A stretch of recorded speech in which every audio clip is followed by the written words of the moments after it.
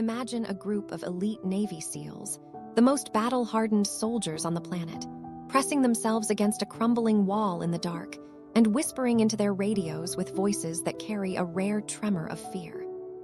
Too many snipers. We're pinned. We cannot move. 7 enemy shooters, hidden positions, complete control of the high ground. And then, in the silence that followed, a woman nobody was expecting moved through the shadows.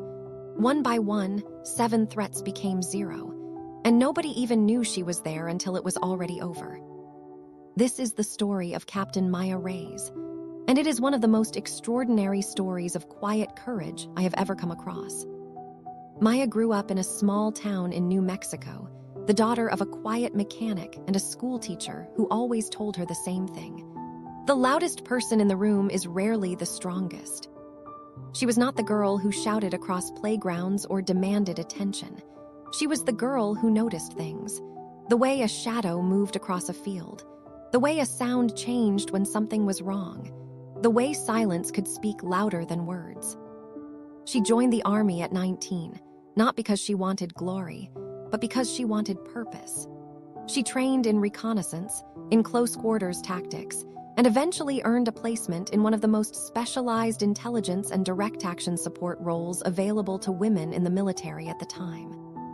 The men she worked alongside respected her, not with parade ground salutes, but with something rarer: silence when she spoke, confidence when she moved, trust when it mattered.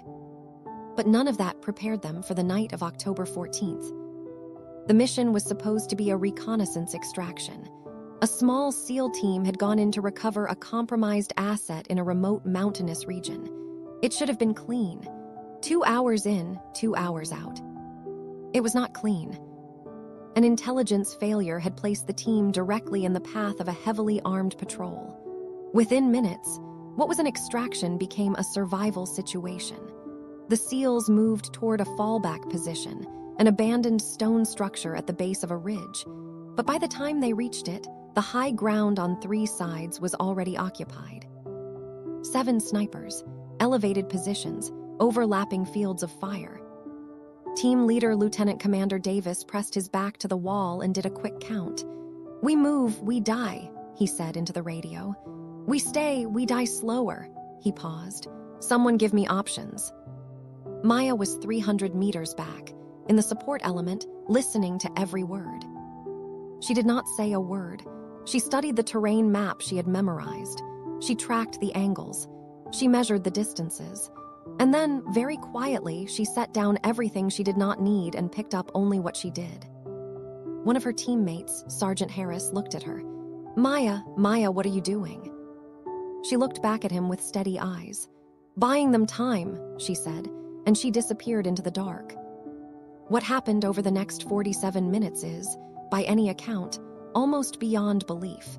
And yet every member of that SEAL team will tell you exactly the same thing about what they heard and what they did not hear. They heard nothing. No shots, no shouting, no alarms, just the wind coming off the ridge and then, one by one, the sniper positions going cold. Maya moved through the terrain like she was part of it. She had studied this kind of landscape for years.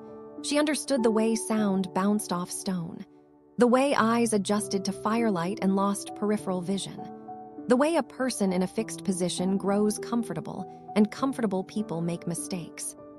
She neutralized the first sniper from below, moving upward through a dry creek bed that none of the enemy had considered a viable approach.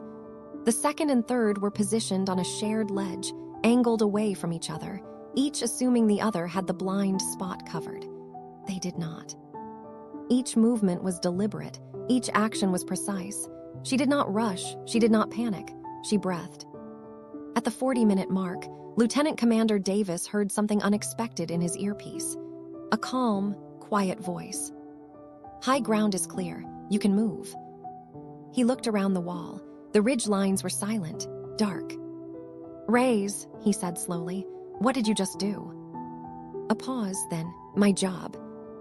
The team extracted safely. The asset was recovered. Nobody was lost. When Maya walked back through the door of the forward operating base 2 hours later, she sat down, accepted a bottle of water, and said nothing for a long time. Sergeant Harris sat across from her. He did not say thank you. He knew it was not enough. He just looked at her and nodded once. She nodded back. Maya Reyes never sought recognition for what she did that night.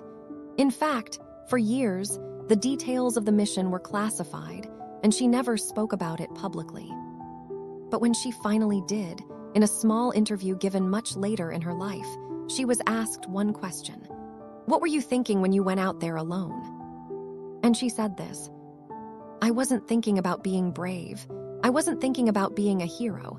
I was thinking about the problem in front of me. Fear is loud. Fear wants your attention. But the answer to the problem is always quiet. It's always waiting in the stillness if you're willing to stop and listen for it." That has stayed with me ever since I first came across this story. We live in a world that constantly tells us that strength looks like noise. That confidence means being the loudest voice in the room. That to be powerful, you have to be visible. But Maya Reyes saved 7 lives and turned the entire course of a mission through the exact opposite. Through stillness, through patience, through the quiet, relentless application of everything she had learned and everything she believed. The most powerful thing you can do in a crisis is not panic, not perform, not prove something. The most powerful thing you can do is get quiet enough to hear what actually needs to happen next. Whatever ridge line you are standing below right now, whatever positions seem impossible to overcome, there is a way through. It may not be loud. It may not look the way anyone expects. But if you trust your preparation, breathe through the fear, and move with intention rather than desperation, you will find it. Maya did not become extraordinary in that moment on the mountain.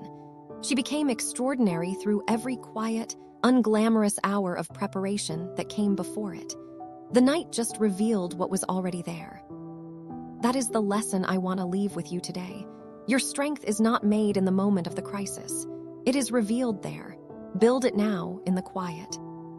If this story moved you, if it reminded you of something in your own life, or gave you even a small piece of what you needed today, please hit the like button and share it with someone who might need to hear it. Subscribe to Soul Relief Stories for more stories like this one. Stories of real courage, quiet strength, and the lessons that last a lifetime. I will see you in the next one. Take care of yourselves.